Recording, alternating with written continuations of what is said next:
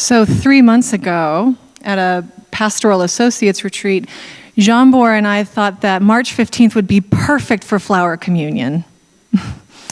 And of course, by then we had no idea that what we were about to face was something not quite flower communion-y in terms of the gathering and passing out of flowers to one another. It's very similar to me thinking I could get through an entire 9-month pregnancy wearing a tight black robe in Arizona. Just not a feasible possibility. You have to adapt. You have to be willing to change and try something else on, don't you? But I think this is actually the perfect day for flower communion, and I'm ready to convince you, should you need to be convinced. And some of you might have experienced flower communion. Who's actually had a flower communion in a community that matters to them? Some of us, yes, good. So what happens, this beautiful ritual, each person bringing a flower from the garden, from a hillside, from a roadside, gathering an incredible vase of flowers, each of us different, building a huge pile on an altar, and then by the end of the service, each one of us taking something different that we had not taken before. A fabulous moment for springtime. But of course, as with most of the stories of rituals that we have in our community, there's a deeper story, isn't there? This one in particular comes from Norbert Čapek. And this particular story comes from Czechoslovakia. And this man was born 1870, and he has a very Unitarian story that I think you will appreciate. Born into a Roman Catholic family, finally at 18 becomes disillusioned with his faith. Tell me if this gets familiar to you. Decides he can't do that anymore, becomes a Baptist. Gets ordained as a Baptist minister at 25 years old, begins to travel through the countryside where he lived, and begins to start churches, starts a journal, 80,000 people it circulated through, very empowered and informed. And then, of course, he gets more liberal, dangerous. So then his baptism starts getting a little bit tweaked and a little bit different, and then suddenly it's World War I.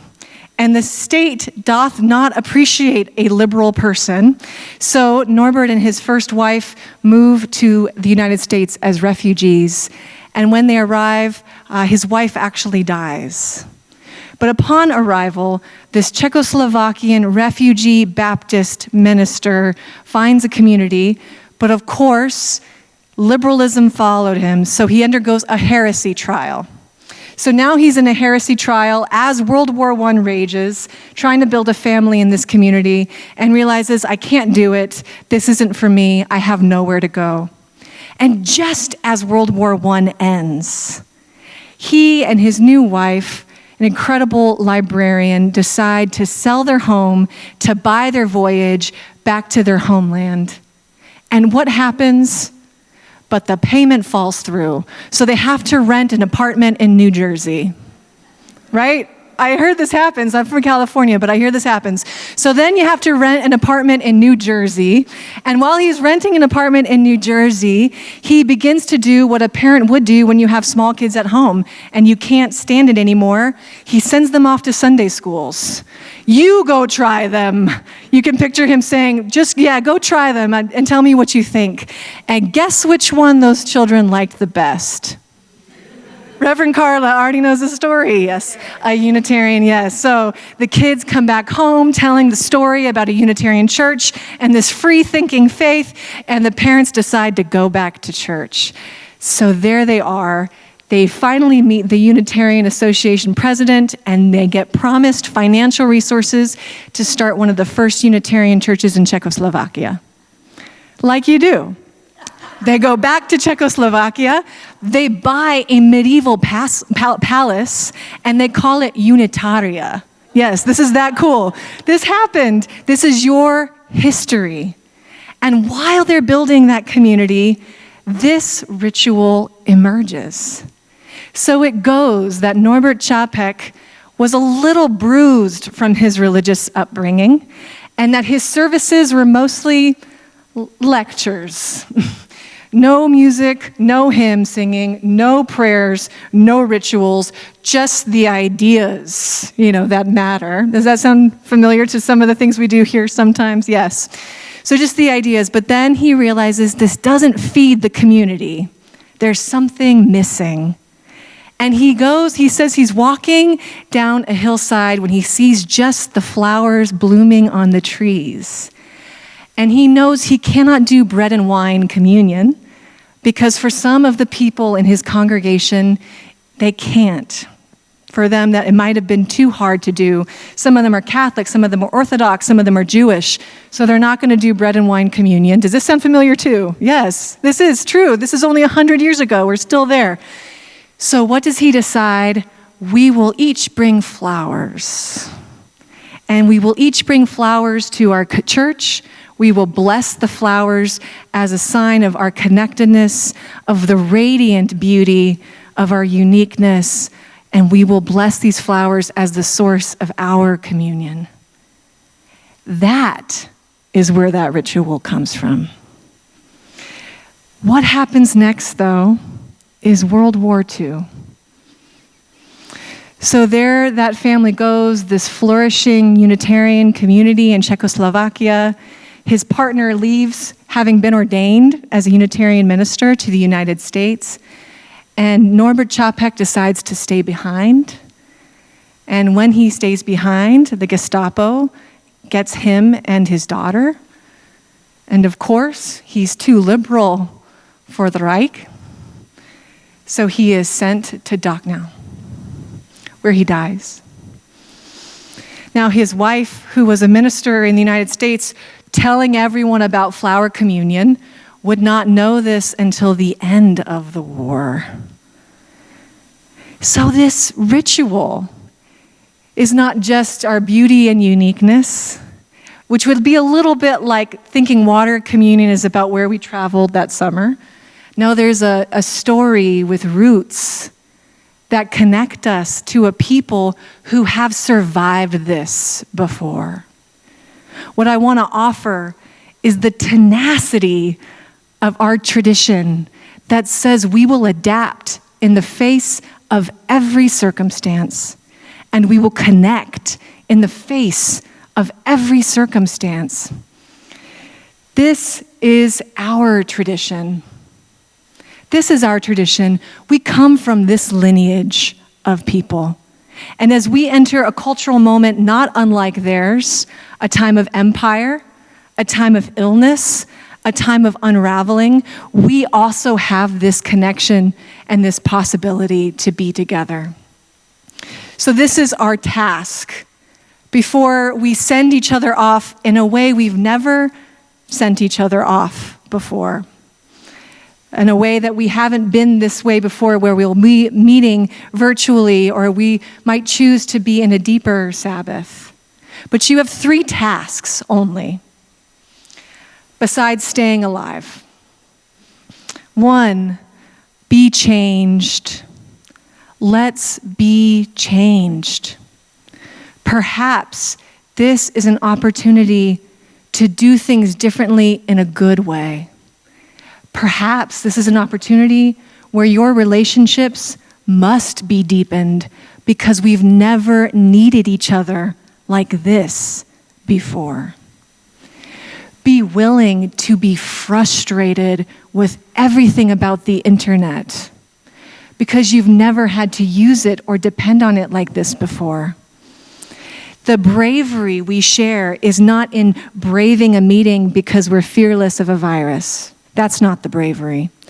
The bravery is in saying, you matter to me, I take care of you, I take care of me, we're gonna have to learn to do this in a different way. We can be changed. 2, stay connected. So this is not the canceling of relationship. This is not the canceling of spirituality or self-care or deepening or prayer. This is the chance to actually go deeper in our relationships. We will be practicing new ways of connecting, and we will need to be deeply compassionate with each other as we do that. Imagine the possibility that this moment in our story actually is the moment you became real friends. Imagine that. The third is a blanket of permission to rest. And I know I just said all the things you have to do that are really hard. Learn Zoom, check your email, stay connected, be willing to be changed. But what I want to say is that you're also allowed to use this as a cultural Sabbath taking. So this is a chance to rest. This is a chance to calm and to be grounded. This is a chance to turn down the sound of something and stay connected with each other. Let this be a Sabbath for you. Be changed, stay connected, rest. All of us need all of us to make it. In the spirit of adaptation, before sending us off, we're going to do our own version of a flower communion in the midst of a pandemic. To do that, we have incredible words from another minister, Reverend Lynn Unger, which Jean Boer will read. And in between his words, Shakayla and I will be singing. And we want to invite you to sing with us before we begin this communion. Would you read this poem? We'll teach the song too. So the song, the words are, all of us need all of us to make it. And so we'll invite you to sing those words back to us. And we'll sing them this way. All of us need all of us to make it. All of us need all of us to make it. Let's do it again. All of us need all of us to make it. All of us need all of us to make it.